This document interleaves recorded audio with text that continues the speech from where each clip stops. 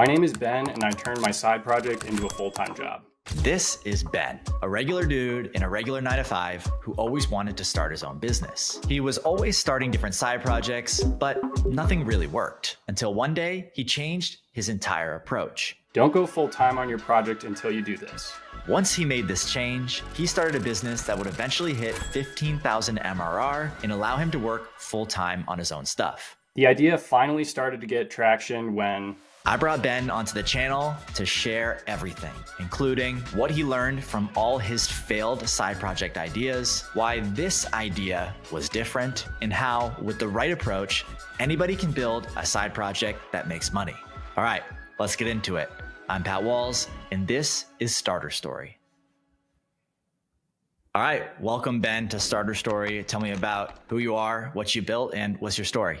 My name is Ben Bozzay, and I'm a software developer who created Tech Lockdown. Tech Lockdown is a platform that helps adults block websites and apps and just be more intentional with their internet use. It started out as a side project, but I was actually laid off in 2023, and I had to make the decision to either go full-time on my side project or accept a job offer and go back into working full-time. All right, well, let's go a little bit deeper into how Tech Lockdown works. What does this app do and how does it work? The core part of the platform is the content policy, which lets you schedule when websites and apps are blocked. And you can use categories or keywords to instantly block millions of websites and apps. But then once you set that up, you connect your devices using a VPN connection. You know, your smartphone or your computer is now using like a filtered internet connection.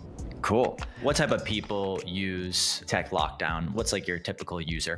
So my typical user as an adult, they're just trying to be more careful with how they use the internet, and they might have developed unwanted habits or compulsive behaviors. The business model is typical SaaS subscription. I have a 14-day free trial, which allows people to try things out, set things up, and decide if it's a good fit. And then from there, they either pay $15 month to month, or they pay basically $10 a month if they pay for an annual plan. Ultimately, I want people to buy an annual plan, but a lot of people give up after like a month. So I provide that option.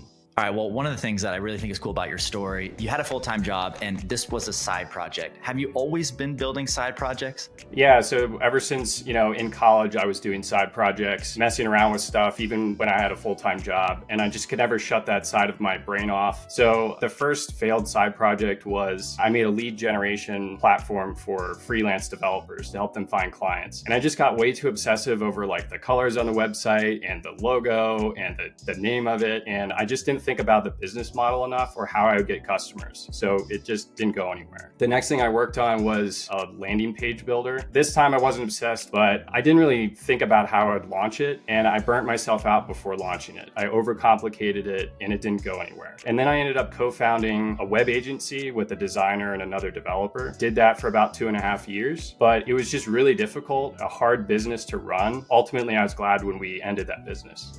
Okay, so you had a few kind of failed side projects that didn't work out. How did you come up with the idea for Tech Lockdown?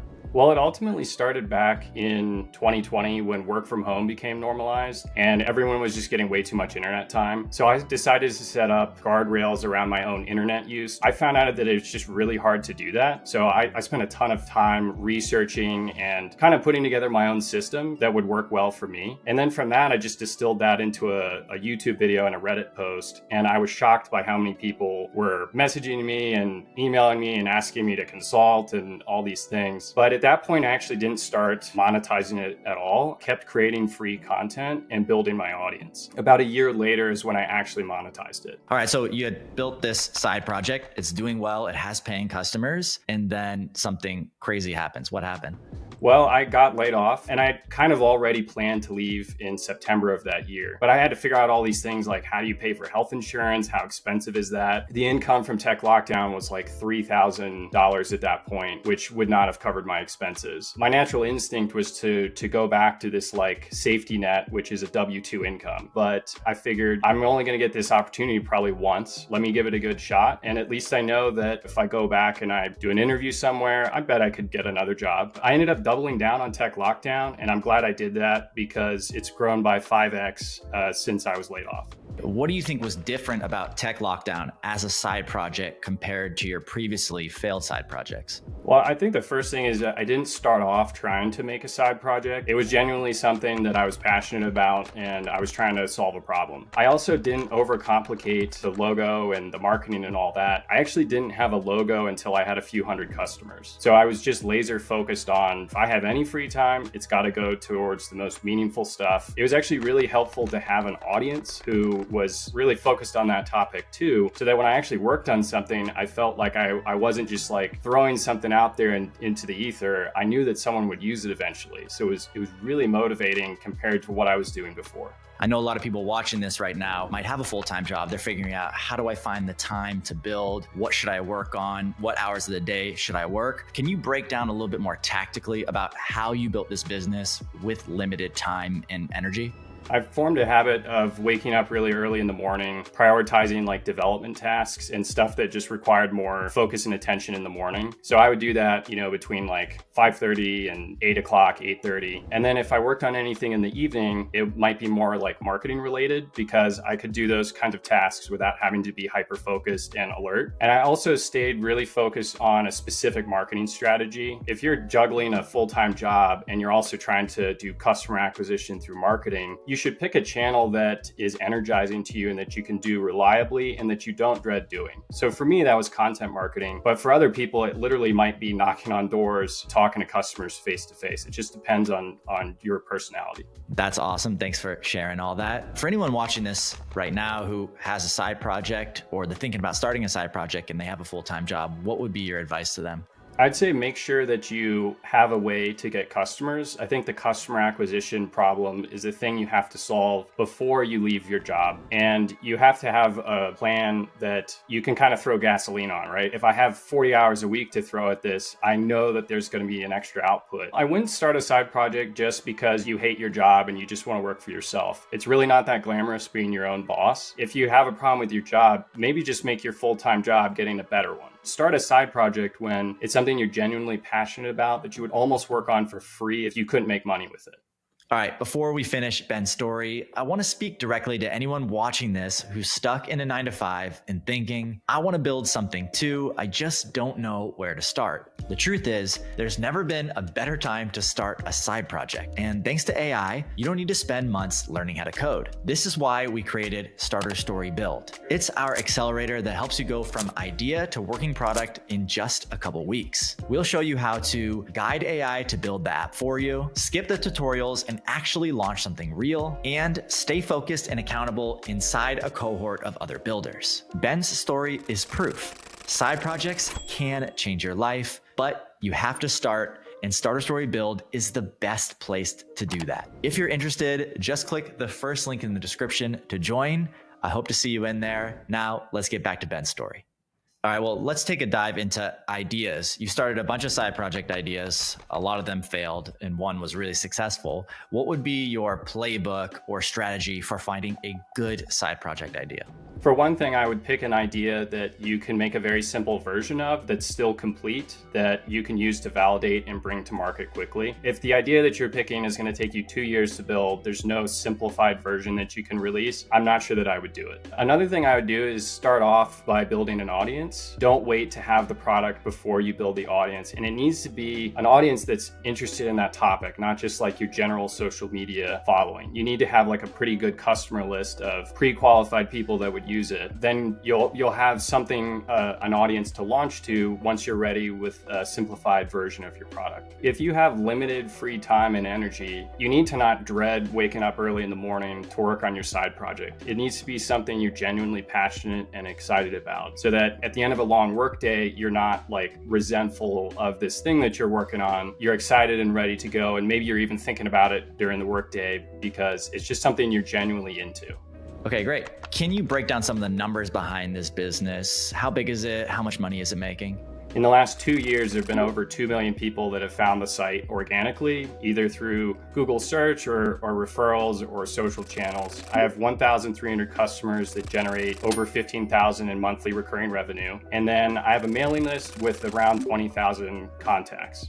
All right, cool. So, I mean, that's an amazing business that you built. Let's talk about actually how you grew that business. What was the growth and marketing strategy to go from 0 to 15K MRR? So my core strategy was just to write really well-researched and helpful content. I'm going to give it away for free. And it made it really easy for people to just share the stuff that I was writing. I made a guide on how you can convert an iPhone into a dumb phone, because I know there's this audience of people that are just kind of fed up with their smartphone and they're tired of being addicted to it. So I basically showed with a really detailed step-by-step guide how you can make it so that you can only access like a few key apps on your iPhone, and like you can't even use Safari or anything like that. That article alone, it's one of the top performing guides that I've ever published, and it's been read hundreds of thousands of times. I also developed this kind of a system, or an approach at least, that I could use when promoting content or videos on Reddit. And the thing with Reddit is you can't be overly promotional, so you have to be a little bit more subtle. So if I made like a YouTube video or I made a guide, I would put like all of the good stuff in that Reddit post. I would kind of just tack on a reference to like the YouTube video or the guide. But what I found was more people engaged with it, so it was more likely to go to the front page. And then at the same time, there's a lot of people that want to explore the topic further, and they figure if you've got some other resource, you probably are talking about other things. So I think that's why that ends up working.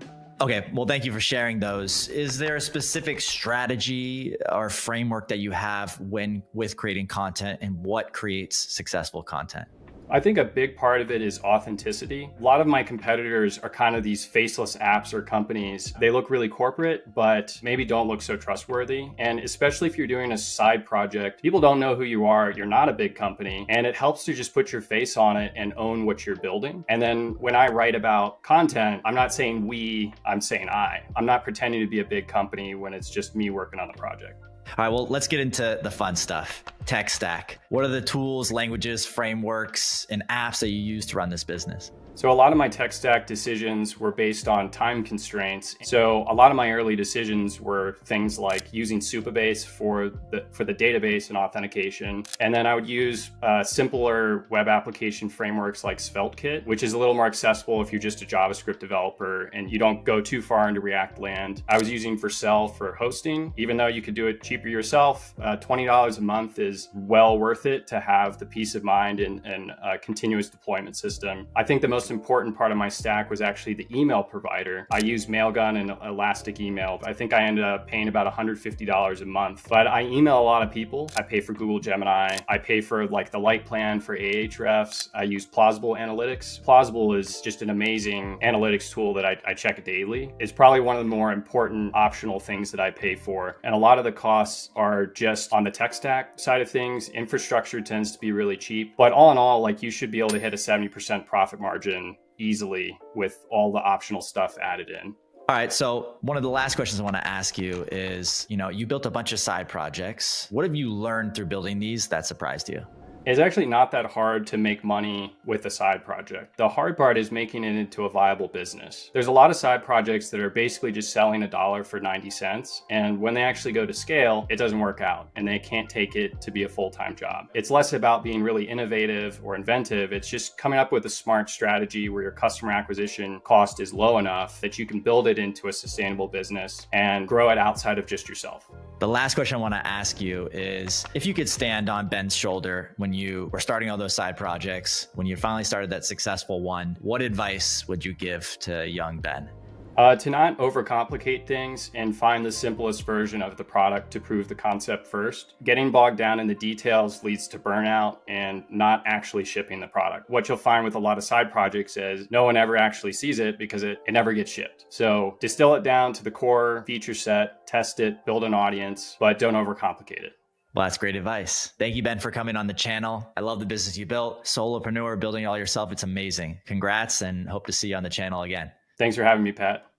I love Ben's story because it's something that anybody watching this video can do too. He was just a regular guy with an idea, but the difference was he decided to actually go and build it. He started it on the side, grew it slowly, and eventually went all in. That goes to show you that sometimes all you need is the willingness to just put in the work. So I want to challenge you. It's time to start building your side project. And the perfect place to start doing that is inside Starter Story Build. We'll show you how to go from a simple idea to a real working app in just a couple weeks. Hundreds of people have joined and started launching their first apps. It's really cool to see. So if you're interested in taking on that challenge, head to the link in the description and check out Starter Story Build. All right, thank you guys for watching. I'll see you in the next one.